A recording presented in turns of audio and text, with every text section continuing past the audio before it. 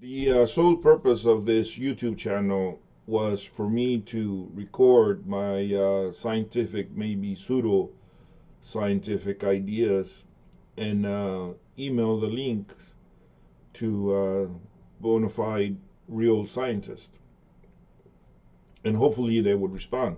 Previously, emailed them, typed out up worded emails describing my ideas, and they never did respond. So my hope at the time was that maybe in video format, with my mannerisms and facial expressions, that maybe I would be able to describe my ideas better, and maybe they would respond. Obviously, maybe the reason they weren't responding was because my ideas are not that good. That's always a possibility. But I wasn't going to let that stop me. I wanted, even if it was a response with them disagreeing with me, that would have been actually great. I just wanted a response, right? But then I guess I got a little bit bored and not receiving any responses, and so I started making videos about UFOs and about the Fermi paradox, which, by the way, which were scientifically based, but they went beyond science, right? Or at least that was my point in those videos, to go beyond science, to answer questions that science, as it is right now, cannot answer. But then I went ahead and made a video trying to describe what I mean by going beyond science. So I made a video about an afterlife, a possible afterlife, that I obviously don't think would actually describe an afterlife, the afterlife, if it actually exists. But I went ahead and described an afterlife, well, the sole purpose of trying to describe my way of thinking, that I do not stop at science, that I don't let, just because I can't scientifically prove something, that's not the end of it. That's not the end of the idea. And then the last, or second to the last video, I made an actual full-blown religious video, or religion according to me, right? Which then, if any scientist was to find my YouTube channel, and that was the first video they saw, they're obviously not going to go on to try to see what other ideas I have, right? So I kind of blown this channel out of the water. I kind of negated the sole purpose for it. I've gone beyond of the original idea, maybe to my detriment. Hopefully not, but maybe. So anyways, though, so I figured today, just to completely annihilate the idea that my YouTube channel is a scientific channel, or at least a maybe pseudo-scientific channel, I'm going to nothing less and nothing more but describe the meaning of life. Or how I rather phrase it, the purpose of life.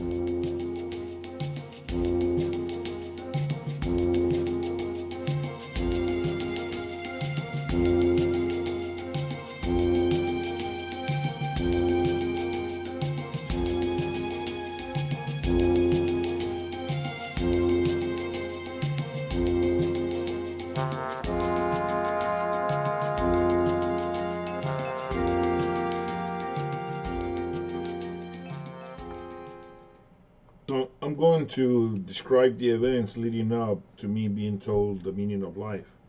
And me stating it that way is very iffy from a scientific perspective, because at the time I would have been unconscious. Hopefully this will make sense in a little. So this happened almost exactly 28 years ago, when I was 25 years old. I had been sick for quite some time, a couple of years actually, and I was exhausted. I was completely and utterly exhausted, mentally, physically, and emotionally maybe. And I just wanted it to be over. For whatever reason, that day I just decided that I don't want this no more. I wanted to be over, and if over meant me dying, I would have been perfectly okay with that. the only reason I hadn't thought of actually wishing that I was dead at the time was because I didn't want to do that to my parents. My parents, I didn't want to put them through such a ordeal. I I have it on good authority that one of your own kids dying before you is not a good experience. So, anyways, though, like I was saying earlier, I was extremely sick, had been sick for quite some time, and I was completely exhausted. And so, for whatever reason, I decided that morning that I was gonna call my doctor and tell him that I was done with it. Previously, the doctor had told me that there was a treatment for my ailment, but that I couldn't go through those treatments because my insurance wouldn't cover it. That only until I reached a certain criteria, only until I had deteriorated enough to qualify for the insurance to cover it, would I be able to get those treatments. Early that day, I called the doctor, and I remember one of the nurses answered. I don't remember exactly what I said, and she simply said to me, "Go to the hospital." And so that's what I did. So as soon as I hang up, I tell my father that I want to go to the hospital, and he practically pretty much carries me to the car. The good news was that I had lost so much weight that it wasn't that hard of a job to carry me. I weighed around 145 pounds. Previously, I would have weighed around 200 pounds. Right now, I weigh like 250. But I was pretty skinny, so pretty easy for my dad to carry me. Even though my dad would have been elderly at the time, he would have been like 70. And so my mom comes along, and we go to the hospital. And eventually, it took some time. Eventually, I start those treatments. And I remember, I think it would have been the second day, and it would have been on the third treatment that I actually started to feel better. I was able to sit up. I was able to not be in constant agony.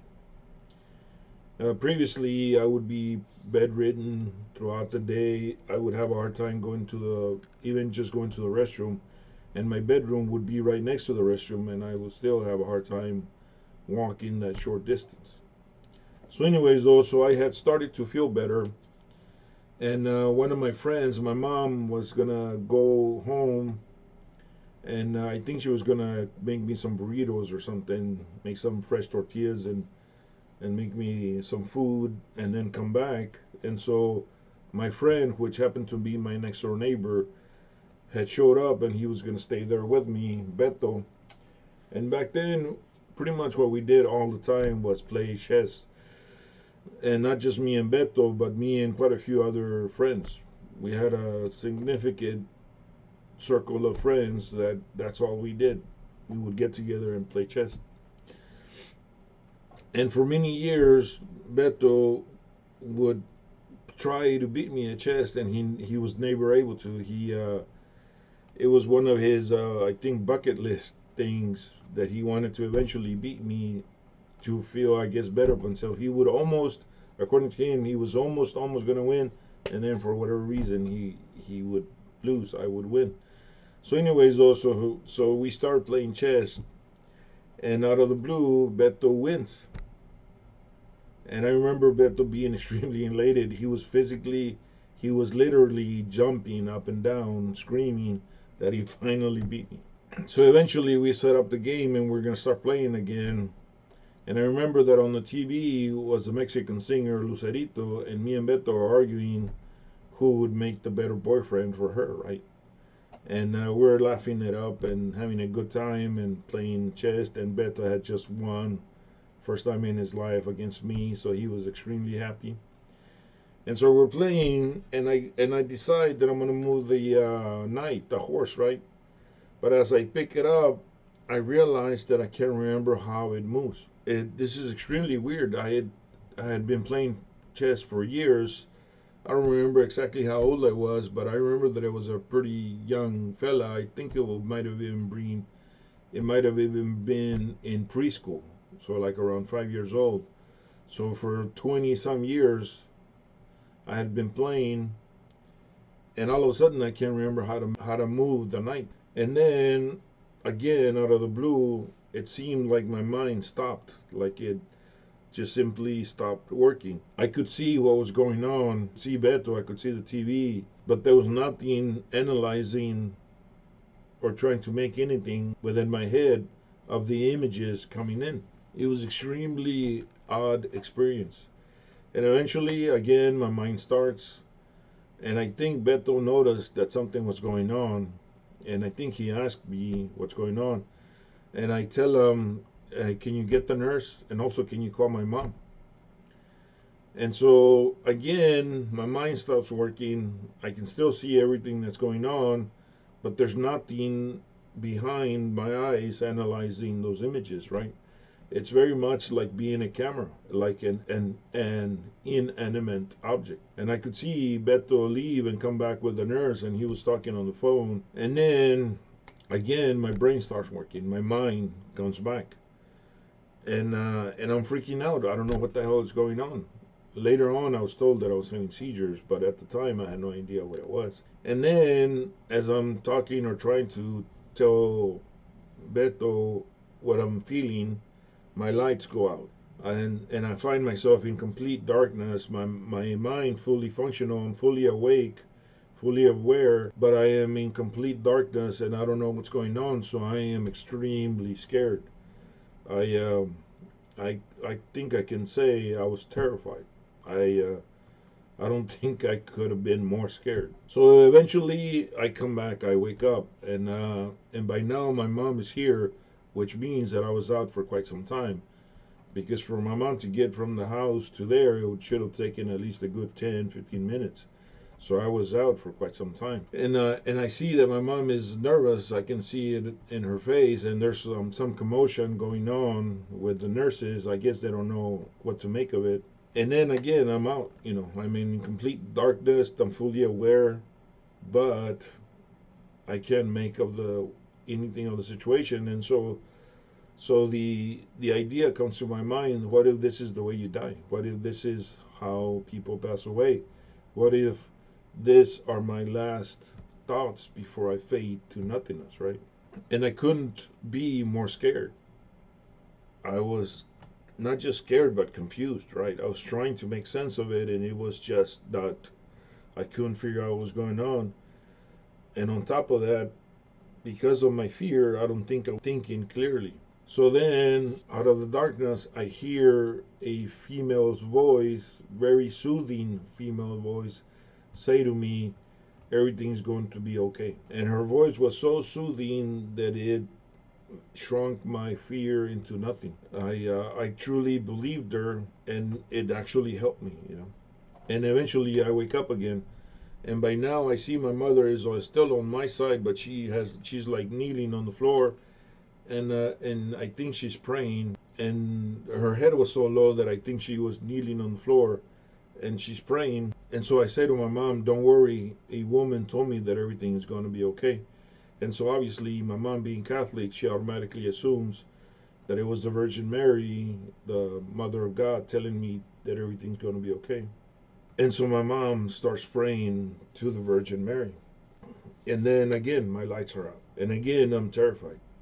And that's when I lasted unconscious for 3 days.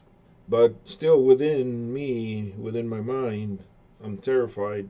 And eventually the lady comes back, and she starts talking to me, and she starts telling me things. And her voice is so soothing that it fades my fear to nothing. But she's giving me information. She's not just talking, but she's showing me images of people suffering around the world, of different things, and it's coming extremely fast. I'm not sure if I'm going there or if they're coming to me, but it seemed really fast. And her voice is explaining things, and it's making perfect sense. And I'm asking questions, but even before I'm able to complete the sentence, the question, she's answering my questions. And this obviously makes some sense, because if you think about it, if it was my mind talking to myself, my mind would know what I'm about to ask, so it would be able to answer the question even before I asked it. or simultaneously while I'm asking it. So that makes some sense. But here's where it gets tricky, right? Because then I start to try to ask questions, clever questions, questions that she should not be able to answer, right? If it's me answering my own question. So I ask the lady, what's the meaning of life? And again, before I'm able to complete the sentence, she answers the question. And at the time, her answer made perfect sense. And even right now, it still, to me, makes perfect sense. And I told this idea of the meaning of life, or how I rather phrase it, the purpose of life. I've told that to very few people, and every one of those people have had the same reaction that I had. And a few months ago, I told my son the meaning of life, according to that lady, and he responded to me almost exactly with the same words that I responded. He said, that makes sense. And I think it made him feel better. I think. I hope.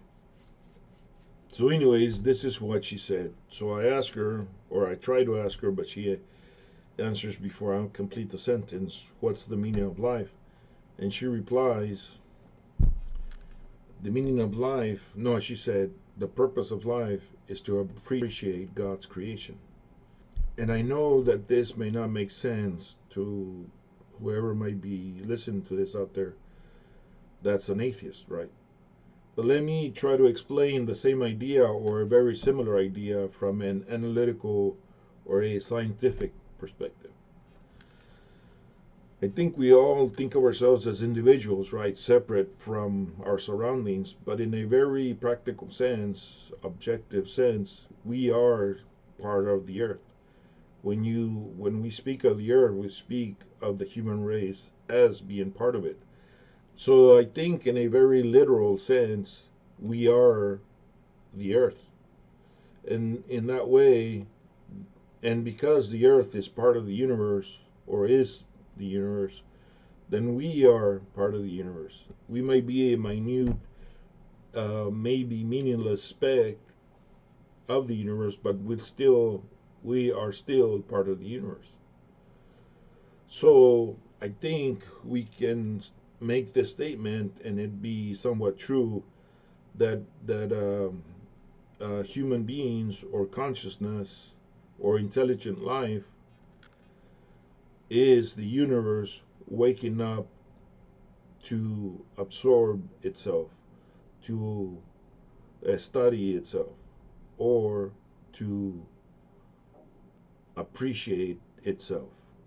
We, in a very literal sense, we, the human race, or intelligent life, or consciousness, is the universe waking up to appreciate itself. And I think those two statements are referencing the same thing. The purpose of life is to appreciate God's creation. The purpose of consciousness is the universe appreciating itself.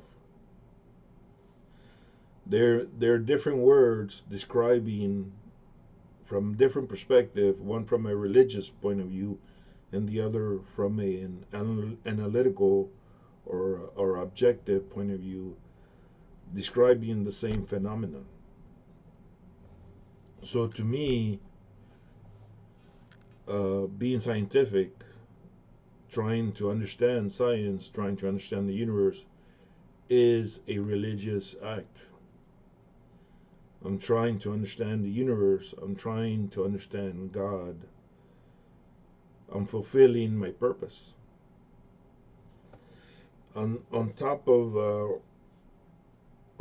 my other purposes,